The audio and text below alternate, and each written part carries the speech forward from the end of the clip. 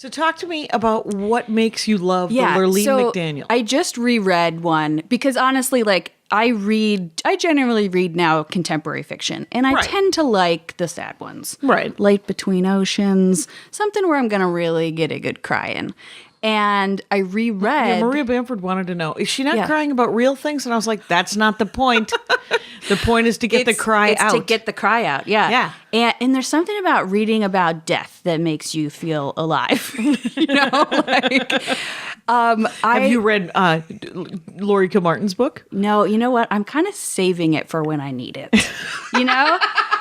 It'll be a good reread when you read it. I've experienced a lot of sickness in my life and not a ton of death. And so when I read the blurb and I know, you know, what it's about, I'm like, this is going to come in handy during a really hard time, I bet. Okay. So I'm kind of saving it. Which sounds really It does sound really sick.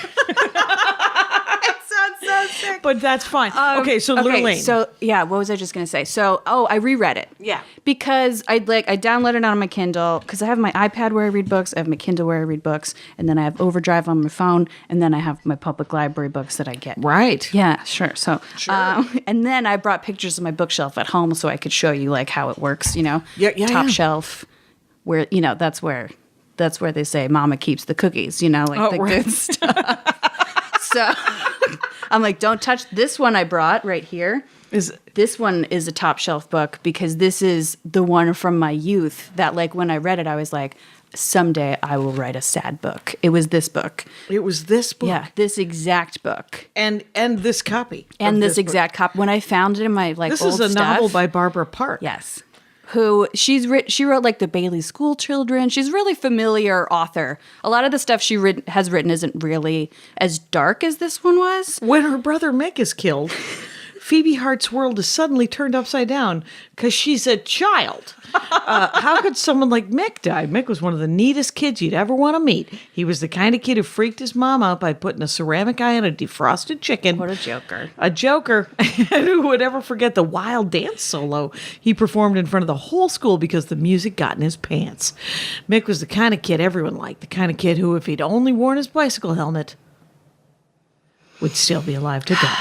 If only. There he is riding in the clouds. Can you see right there? I did not see Mick riding in the clouds. This is what it is. This is what I think attracted me to this kind of writing is like she starts this out with like, just let me say right off the bat, it was a bike accident. And she's like, I thought, you know, I didn't want to make you cry. It's not a tragic story, but he's dead. Oh, and I just felt like it was so, like for an adult to be so honest about death and about the reality of life and to talk to kids like that right. felt really refreshing. That's what it is. Yeah.